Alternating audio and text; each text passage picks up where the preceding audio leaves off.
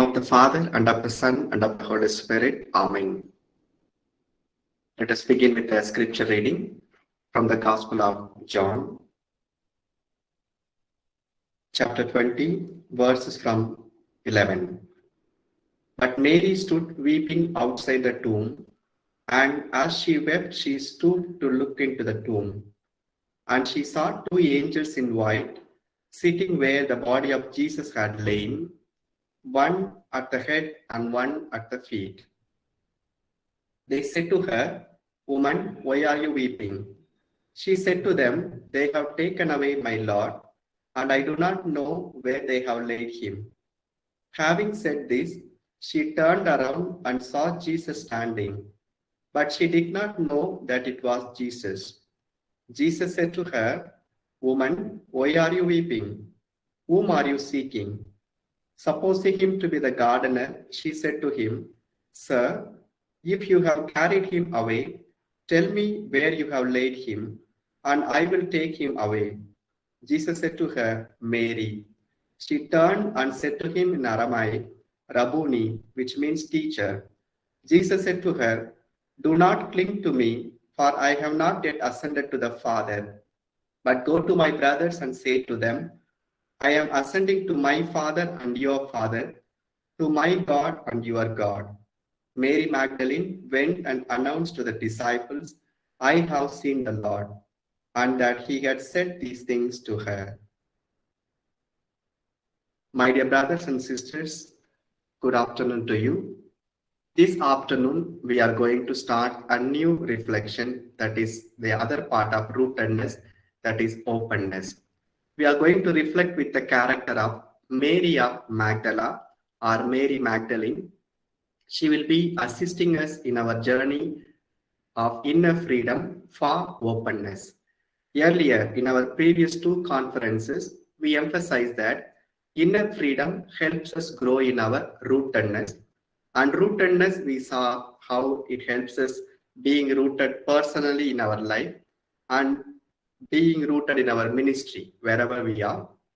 And that rootedness could be strengthened through prayer and discernment. That was our argument this morning. Now this afternoon, we'll be talking about inner freedom for openness in mission, and tomorrow we'll be expanding to openness in our community life, so that tomorrow we'll be discussing about community life. Now we get into understand what inner freedom means for openness. We have just heard the story of resurrection narrative to Mary Magdalene, written by John. So this is a scene of two very famous depiction. There have been many depictions here, but I chose this picture for two reasons. Number one, here the tomb in the story we'll see shortly. Here there is a tomb in the garden, and Mary is here. And Mary supposed to have been first looking here. Okay, so she was looking inside, and the gospel writer tells, then she turned. Okay, she has turned. Then after a few while, after the conversation, again she turns. So what is the implication of this turning? We will see, number one. Number two, if you see other pictures or other depictions, there Mary Magdalene is portrayed as somebody who will be clinging on here, but actually there is no clinging on here as it is set in the story. We'll see how to explain this, that she does not cling on to Jesus. Good. So with this, and the caption we have for this story is Christus vivit, Christ is alive. Christus vivit is the title of the apostolic exhortation by our Holy Father, Pope Francis, after the Synod on Youth, Faith and Vocational Discernment. And the meaning in English is Christ is alive, or Christ lives. So this is the proclamation made by Mary of Magdala. And how she arrives at this proclamation, we'll see shortly. First, we'll understand whether this person of Mary Magdala really existed. So when we talk about any person in literature, for that matter in Bible, in the Gospels, that person could be considered at 2 or 3 levels. Number 1, as a person at level 2, and as a device if you include 3. So literal person, literary person, literary device. I'll explain here. Literal person, for example, Shakespeare writes Othello, or Shakespeare writes Romeo and Juliet, or Shakespeare writes characters such as Julius Caesar or great personalities like King Lear. So these are the characters that we have heard from Shakespeare's literature. And we have, when we take Bible, we have like persons like Abraham, Jacob, Joseph, Moses. So these persons, literal in the sense, real person. We do not know whether these persons really existed, whether Romeo existed, or Juliet existed, or Othello existed, or Moses existed. They are all part of literature, either Shakespearean literature or here the biblical Jewish literature. The literal person means real person. So a person who existed in a space, who existed in time. That is literal person. Literary person is persons who are used to convey something. For example, Shakespeare creates different characters in the story of Othello, or Dostoevsky in his Brothers Karamazov. He creates persons to convey a message. So those persons are literary persons. Listen, they exist only in literature. They don't exist in the real world. So like we have many characters in the movies, their names, those names are only literary names, which means they don't really exist, but they are in the imaginative sphere. That is number 2. Third one, literary device. Literary device is a person who can be either literal or literary, is used as a tool to convey something. For example, we have in the book of Judges, chapter 19, we have a story of a concubine, of a Levite and a concubine. So there, that story actually tells us how morality suffered towards the end of the period of Judges. So when we look at the persons in the story here, the Levite and the concubine, they may not be real persons at all, but they are used as devices to convey to us how really morality suffered in that period. So here, so either the author could have taken literal persons or literary persons, we are not sure. The scholars today say, they say Thomas and Mary Magdalene are literary devices, means they might have existed as literal persons or they might have been created by the authors as literary persons, but here they are literary devices. Let me explain. So the question was, in the early church, there was a question whether Jesus had a body when he rose from the dead.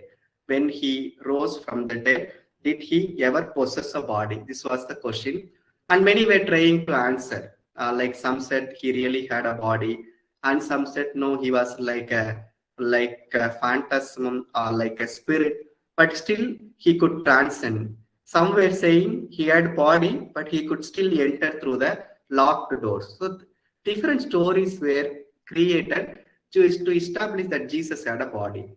Now, Luke and John, they create certain stories to tell that Jesus really had a body.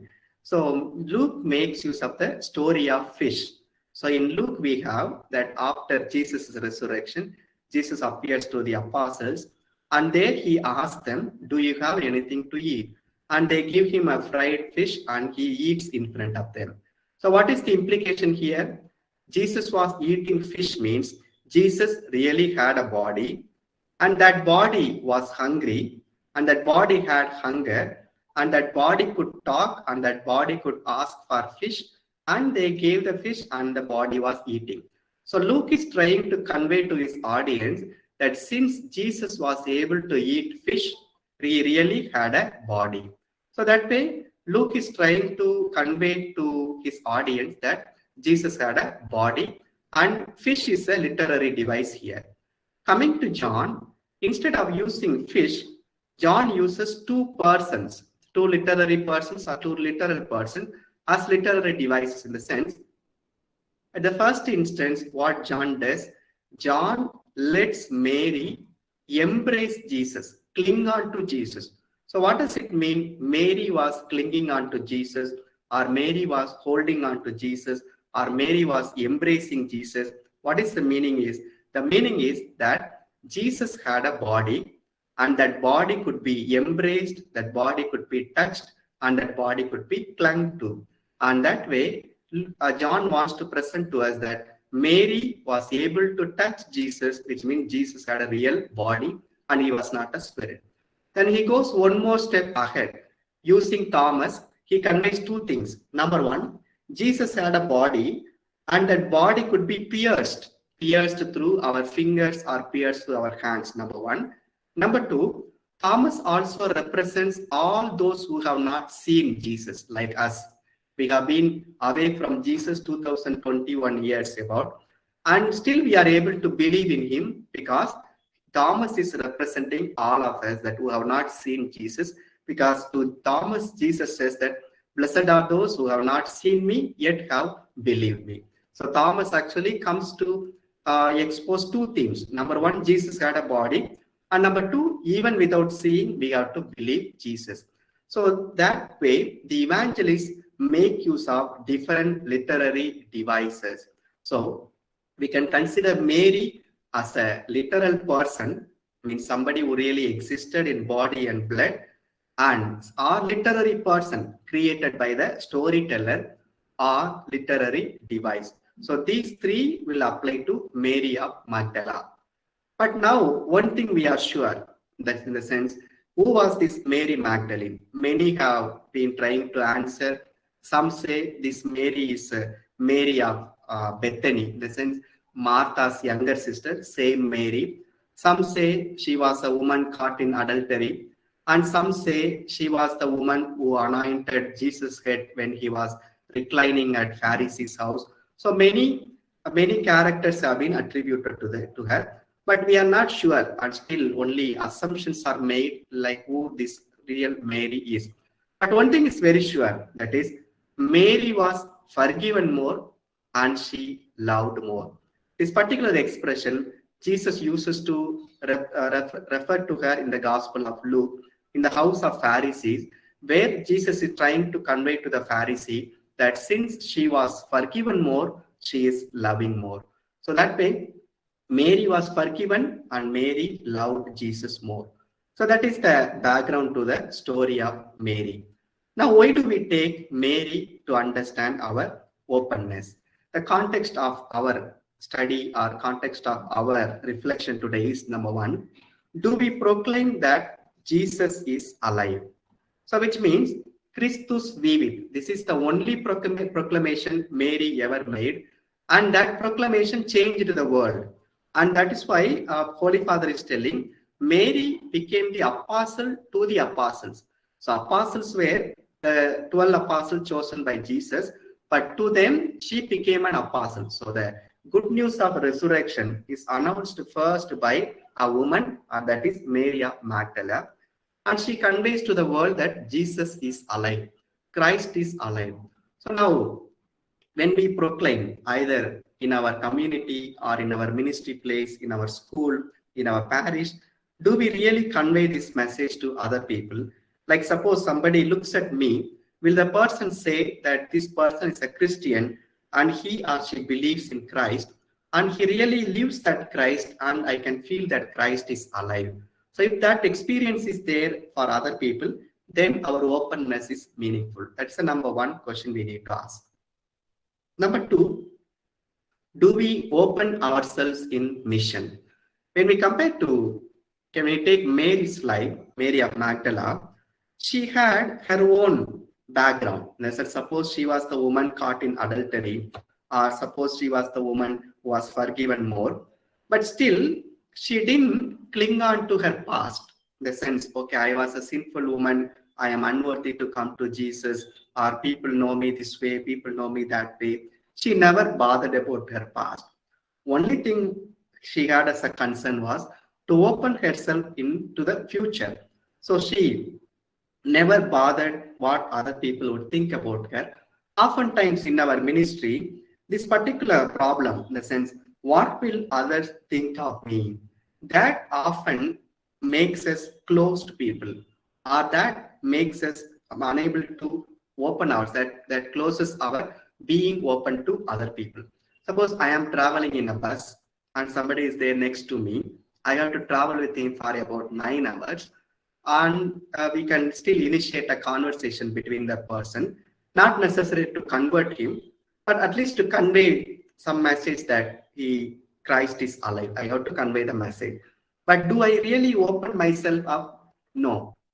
Oftentimes I don't open at all, because maybe for the fear of being rejected, or way to bother the other person, or way to unnecessarily get into trouble, or way to trouble myself. So I could read a book, or I could see, or I could sleep, or I look outside the window. I have many options there, and I hardly do. But after the travel, suppose the person were to ask when he was about to get down, are you a priest or are you a Christian? I would like to talk to you like that. Then we feel that we have missed 8 hours of possibility of mission. Mission, not necessarily conversion, but to talk about Christ. And oftentimes we hesitate because we are afraid to be hurt or afraid of others rejecting us. That's the number reason. Second one, we need to ask, do we really open ourselves? Then number 3, what do we mean by mission? The present synod on synodality, our Holy Father mentions 3 tag words: communion, participation, and mission. So by mission, our Holy Father is telling plainly to reach out to the strangers on the road. We'll see it shortly. What is that stranger and how to reach? So mission, no more colonial mission. Colonial mission in the sense that we go and convert the entire people, convert the nation. That is, our mission is not understood that way. But mission is reaching out in need. That is the understanding we need to move towards. The next question, do we aim at the margins? So the Jesuits have this very good spirituality of moving towards excellence. Excellence, the maximum excellence, not the minimum. So oftentimes we are stuck up with only holding on to what is minimum possible. But Mary is inviting us to open ourselves to the maximum. And finally, openness means spirituality of time. Earlier we said rootedness means spirituality of space. Like I get rooted in a space, but I am opening myself in time. As time is limited and time is still bigger than space, so I can reach out to extend my time. And how do we open in time? Suppose yesterday we said rootedness is space. Suppose here I am working in Italy. I am given a parish. I am an assistant parish priest or co-pastor. So that is my rootedness. Rootedness in an Italian parish or Roman vicariate, I am there. And how do I open? That spirituality of time means from being in Rome, that is my place, I can reach out in time different ways. Number 1, I spend my time in celebrating the sacraments or celebrating the Mass, one thing. Then I spend my time going to college. Then I spend my time talking to people. I spend my time maybe writing a book. I spend my time undertaking a course. So these are all happening in time, but I am rooted in only one place. So one route, many openings possible. That is why we say time is larger than space, because space is limited. I can't come out of Rome, but still from Rome, I can reach out to different things at the same time. Like I can travel to university. Okay, my purpose is traveling to university. And on the way, I can talk over the phone or I can read a book. So in one single time, I can do many activities. And that is why time is greater than space, which means our openness is greater than our rootedness. And we need to realize that. Let us understand the story of Mary Magdalene. Mary Magdalene here uses the word, they have taken the Lord out of the tomb. They have taken the Lord out of the tomb, and we do not know where they have laid him. So this is a first observation, that the tomb is empty, the Lord is not there. And the next one she tells, they have taken away my Lord. So word here, Lord in Aramaic is Baal. Bahal we say. Baal actually means, it can mean Lord or it can mean husband. Even in modern day Israel, husband wife in that relationship in a family, wife will call the husband as my lord, like earlier in our own place is swami, like swami in the sense not necessarily lord, but also it would mean husband. So Mary in a way owns Jesus, saying they have taken away my lord. So from here only many movies were inspired, like Da Vinci Code, uh, Last Temptation of Christ. So these movies, these novels came because Mary claimed Jesus as her husband. So that is a different story. But we look at only the gospel narrative. What she says is, they have taken away my Lord. So she wants a personal relationship with Jesus. So mission necessarily flows from one place where we feel that personal relationship with Jesus. Unless that personal relationship is there, we can never open ourselves up in mission. Then here, as I said earlier, first one, Mary is looking at the tomb and, woman, why are you weeping? And the question is asked by Jesus, and she turns, Mary turns. And again, second time, as they are in the conversation, Jesus is telling Mary, it's some way of calling Maria, or some very familiar way of calling, only maybe like a nickname Jesus might have called. And immediately Mary realizes that it was voice of Jesus, and she says, Rabboni. Rabboni is again my teacher. Rabboni, again a form, not a form, but a familiar way of calling. Here, again the gospel writer tells Mary turns. So this makes us curious to know. First one, Mary already turned. Like first she was turning towards the tomb. Now first time she turns, so Jesus is here, so she has turned. Now if she turns again, she will turn to the tomb, not to Jesus, because again she will take a U-turn. Why gospel writer second time writes Mary turns? Saint Augustine beautifully explains this passage. He tells, first time Mary turned her body, but her soul, her heart was not towards Jesus. Only later, her heart was turning to Jesus, and only when heart turned, she could proclaim, I have seen the Lord. So it does not mean that our body is open to Jesus or our body is turning towards Jesus, but only when our heart, only when our soul turns to Jesus, the real transformation, the real faith statement happens.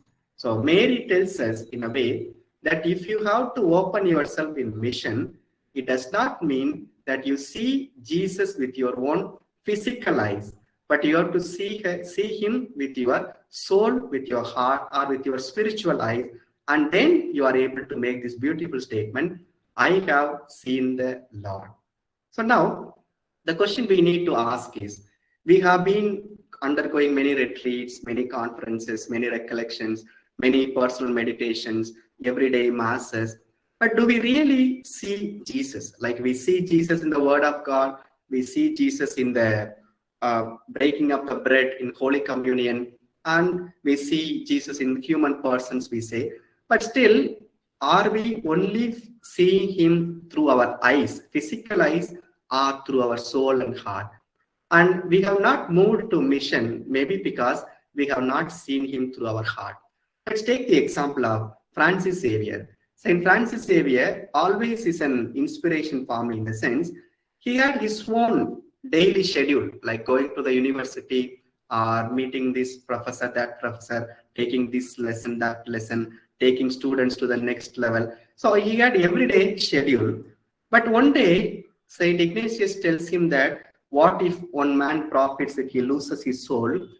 That overnight he undergoes conversion, which means he comes to understand that these things don't matter at all. And what one thing that matters is to save the soul, which means to align your soul to Christ. So Mary, in fact, aligned her soul to the Christ that she was seeing. And from there, she was able to undergo a total transformation. And St. Francis Xavier had that particular moment, and all saints had that. Even St. Augustine had it. St. Augustine had that during the conversion experience, and that really changed him. So the question we need to ask from Mary is, can we really say to each other that I have seen the Lord? Then once we see that we are able to see the Lord, our Pope Francis in his Fratelli Tutti, the recent encyclical tells that we can see him everywhere. So let us take this story as well for our openness. So first one we said, Mary was able to open herself in mission because she had a deep understanding, or the second time she turned, her soul turned towards Jesus. Now, how do we understand to our mission to other people?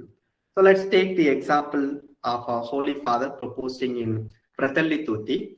He proposes the Good Samaritan. The Good Samaritan here, we know the story. The story is very simple.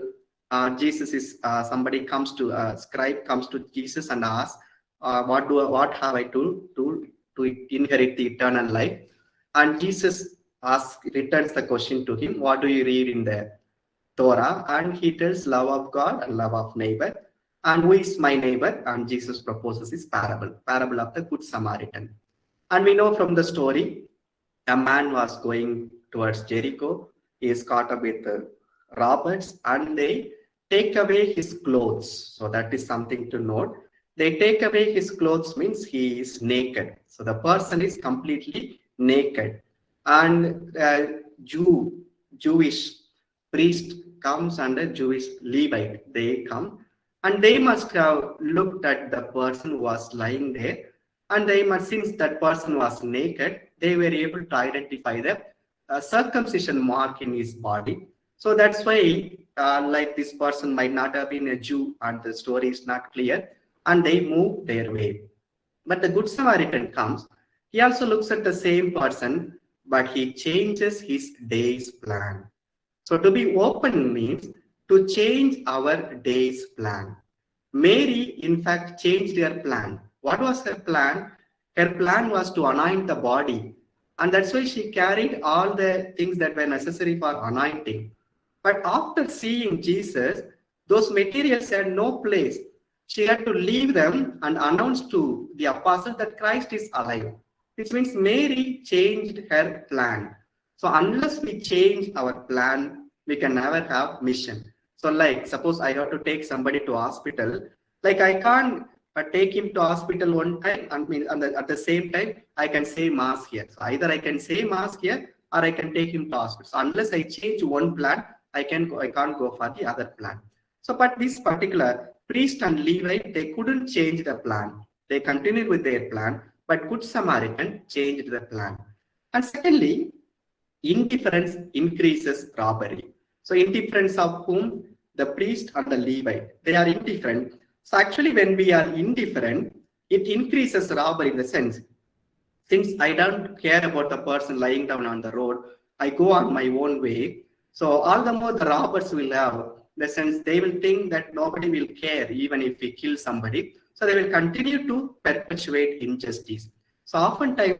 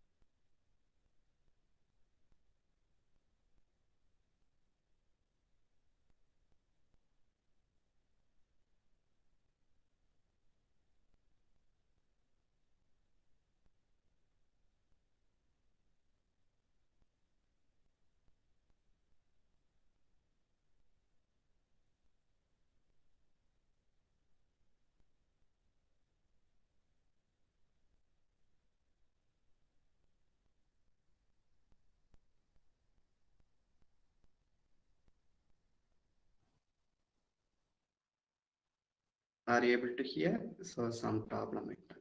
The priest and the Levite, the priest and the Levite, they couldn't tolerate the smell, and that's why they didn't stop. But this particular Good Samaritan, he stopped and he was able to tolerate. So our integration openness happens in tolerance. Suppose we have the example of eating.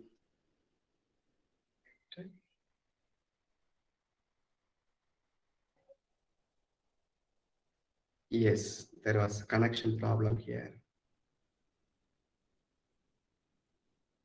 Good. Tolerance. Suppose I have a community member and that person has a different eating habit. Suppose we take chapati, and chapati can be eaten in different ways. Like one by one we can eat, or we can just put all the chapatis together and pour sauce and we can eat. So that's different ways of eating. Suppose I am eating chapati and my neighbor also is eating, which I don't like. So what I do first element is I tolerate. Then what I do, I celebrate. Oh, this is also a good way of eating. I celebrate. Then I integrate. Here, in our openness to mission, it has to go through this way. Like first, I tolerance not in a negative sense, but in a positive sense. I tolerate the other person's presence. Then I celebrate the other person. And finally, I integrate that person to my mission. So one example for our openness is Mary of Magdala. Another example is Good Samaritan. So we are now called to open ourselves up. So now how do we open ourselves up? That is the second question we need to ask. Setting our vision and mission. The first part we have just seen.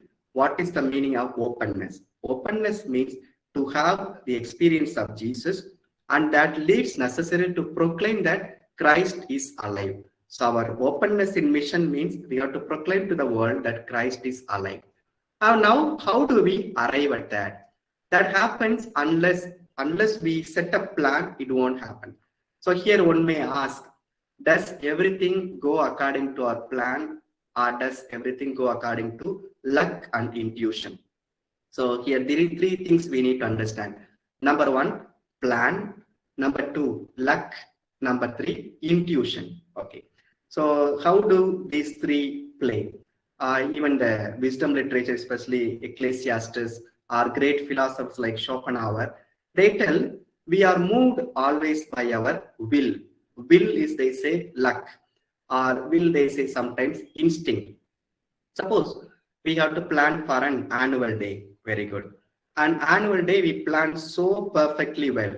Okay, so we have fixed the invitation, the chief guest, the president, who will do this, who will do that, all the cultural program, everything is ready. And that day it rains and we are not able to conduct our annual day program.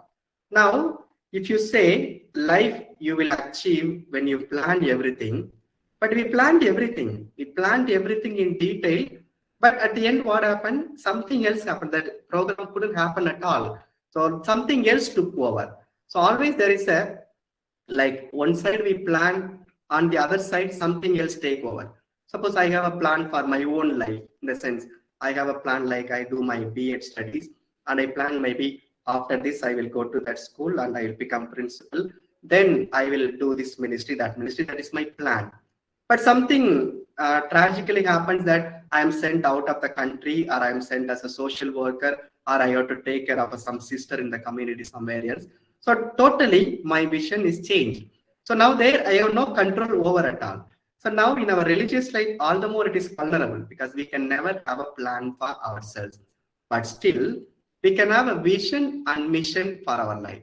So one side we have a plan, another side we are moved by luck or fate, and another side still there is instinct. Instinct in the sense that pushes us. That means instinct is a real passion for us. For example, Mother Teresa. Very good example is Mother Teresa. Mother Teresa's plan was to become a teacher. She had a plan, but how this particular luck was taking, or fate was taking, was that she had to become a missionary.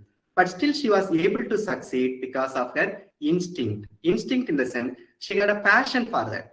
Unless she had a passion, she would not have done that. Even with Mahatma Gandhi, he went to become a barrister, an advocate. That was his plan. But what happened really? The plan was not executed. Something else took over. He became a freedom fighter there. And that is, we went for one plan, but something else happened. But he had a passion for it. And that's why he was able to complete his mission. And that way, plan, instinct, and our fate are like they are in play. We need to understand that. Now, amidst all these, still we can have a vision and mission. So what is vision? What is mission? We have our own vision statement for our congregation, for our province, for our school, for our parish, for our diocese, and for everywhere we go, there is a vision statement. Like we go to a bank or you go to any institute, there they have their vision statement and mission statement. And how do we understand it for our life? After this retreat, actually, we are going to write our own vision and mission statement because this will help us towards openness. Number one, Jesus's vision. Jesus' vision was very clear. John 10:10 we read, I came that they may have life and life in abundance. So Jesus' vision was life in abundance. So everybody should have life in abundance. So Zacchaeus should have, Mary Magdalene should have, the people in the wilderness should have. So everybody should have life in abundance. So that was the vision. So vision means that it's the outcome. But mission is how do I arrive at the outcome? So here we have the outcome. So we have the list of arriving, the travel plan. That is, Jesus said, the Spirit of the Lord is upon me. I that to set the captives free, to announce the year of Lord's favor. So this is his mission. So mission is how we arrive at the vision. And the mission can be broken into activities that we have in Mark 1:29 to 34, where proclamation is one activity, exorcism is another activity, or healing the sick, another activity, raising the dead. So they are all activities. So vision, mission, activities, they all go hand in hand. For example, we have all taken either a motto during our first profession, final profession, or our ordination. That is more or like our vision. For that, we think that the outcome of our life should be this. So this is how, for example, we take that I want to be a person of compassion, or to serve in love, or to serve with love, service and love. So this would be vision. Means whatever I do, the outcome should be love, the outcomes should be service. And we arrive at the mission and we have many activities. So the first question or first thing we are going to do today is that we set our vision statement clear, mission statement clear, values clear. So I will have an exercise at the end. I will explain to you there. So now openness means vision, mission, activities. Suppose I say my own vision statement I took for my ordination is Mark 3:14, to be with him. So to be with him is the vision. So it means whatever I do must have this outcome. Like suppose I take a class, outcome is whether I am with him. Or I preach a mass, or I say a mass, I preach a sermon, and the outcome should be that people should realize that he is with the Lord. And that is the vision. And mission is how I arrive at that. So I arrive at that through prayer, I arrive at that through ministry of the word. And activities should be based on this. Suppose somebody asks me, Father, can you come and take guitar class for us? I won't do, because that guitar class, though I may know to play guitar, it won't agree with my mission. And once mission is clear, automatically we are able to say no to different activities. Because in life we have less time, but still a lot of things to achieve, lot of things to go on. And that way we need to say no to people. And that way mission statement helps us. And since Jesus was very clear about his mission statement, he could say no to different people and he could focus on only what was necessary. And that is why for our openness, it is necessary that we have our vision and mission. Now we'll try to understand vision. Number one, aim. So what is the aim? Aim is different from goal. Goal is different from purpose. And there is a vision. So we'll try to understand different words. Aim can be short term, to finish account writing. So that is a short term aim. So for me now aim would be to finish this conference by 4 o'clock. That is the aim, short term. And 6 o'clock adoration, that is another aim, short term aim. Goal is long term, like to become a nun, like what I have for me. That is a long term plan. Suppose I want to become a professor, and that takes time. Like I have to write this one, write that article, that book, and I have to give certain presentation. That way, that makes you, that is a goal, long term goal. Purpose is long term, what God has for me. Goal is what I have for me, but purpose is what God has for me. So in Mother Teresa's case, goal was teacher. So what she had for her, but what God had for her was to make her into a missionary. So here, our goal and purpose should align in one point, and that point we need to find out. Only when we find that point will give us a sense of direction. If that point is not found, what will happen? I will be going in one direction this way, and God will be taking in me other direction, and there I have the occasional crisis. So we need to align whether my goal is aligned with the purpose. So goal is what I want for me, purpose is what God wants for me. But here our superiors also will play a role, in the sense they will say, this is the purpose for which God has called you, or this is the will of God. But sometimes it happens in our own communities and congregations, dioceses, like the superiors or the bishop, they propose their plan and they say that is God's plan, but that is not to be accepted. Oftentimes they have their own concerns or their own motives, which we are not sure. And sometimes unjustly we are also burdened with their plan as God's plan. But that is when we are superiors or when we are in the leadership.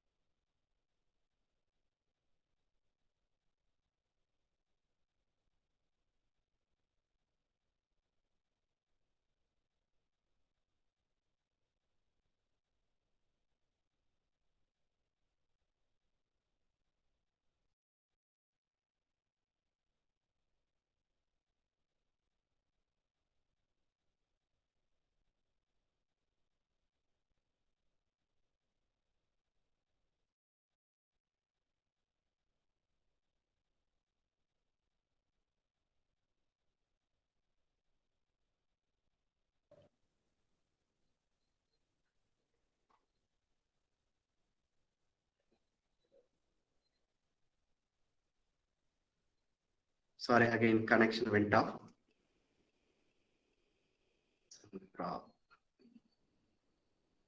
Good. Okay, so we'll conclude with this. Jesus' three strengths, and Jesus had strength of self-mastery, that is his rootedness. Then it was revealed in action and relationships. Good. So this is what we are going to do. I will send you a PDF file through to your WhatsApp.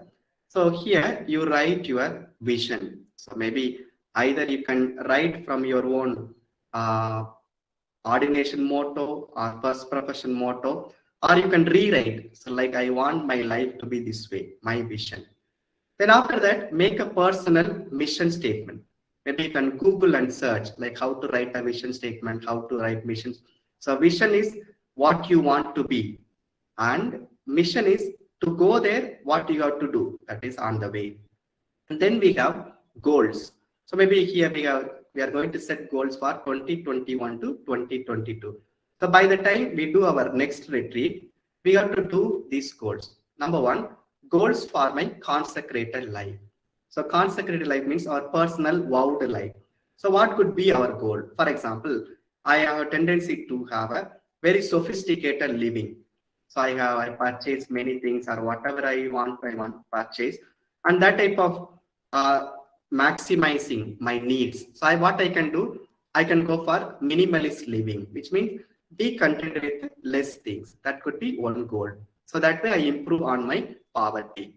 Suppose I have a rebellious attitude towards my superiors, towards my bishop. So what I can do, I can be a little more obedient. So that is good. That's how we set a goal for our consecrated life. So for obedience, poverty, and chastity. Then goals for my three vows. So three vows in the sense here, breaking into single. So suppose chastity, poverty, and obedience. So breaking. Earlier it was general consecrated life, and that could be vowed also, but here particularly for vows. Then goals for my vocation, that is call within the call. Suppose I am the principal of a school. So what would be goal for my praying principal? Maybe I would say in the post-pandemic context, I will try to reset the students. Maybe they might have been either now very lethargic or might be indifferent. So I will try to reset them. That would be one goal. Second goal would be, maybe many students of my school, their parents passed away during the pandemic. So what I will do, I will visit their homes. That could be one goal for our vocation, for our mission, as far as vocation in terms of our profession. And goals for my community life. Maybe we can set a goal in the sense, okay, this year I will visit all the families of our community members. Suppose somebody is from here, somebody is from there. I will visit their family members so that I am attached to the community members closely. That could be goal for community life. Then goals for my renewed life. Maybe I am suffering from some ill health. Maybe I will work on that illness. Or I am suffering from obesity. I will work on it. I will work it out. Or I want to improve my intellectual capacity. Maybe I'll read more books. I'll attend more conference. Or I have some problem with some relationship. Maybe I'll work on that relationship. That is affective layer. So I will send this in PDF. So you kindly fill this. So tomorrow when we do the adoration, we'll be offering this to the Lord, and we'll ask for His grace to continue with our own goal setting, because the openness actually lies in setting goal and moving towards it. And unless we set a goal, we can never move, because we'll be moving in different directions when goal is not there. Good. Thank you. So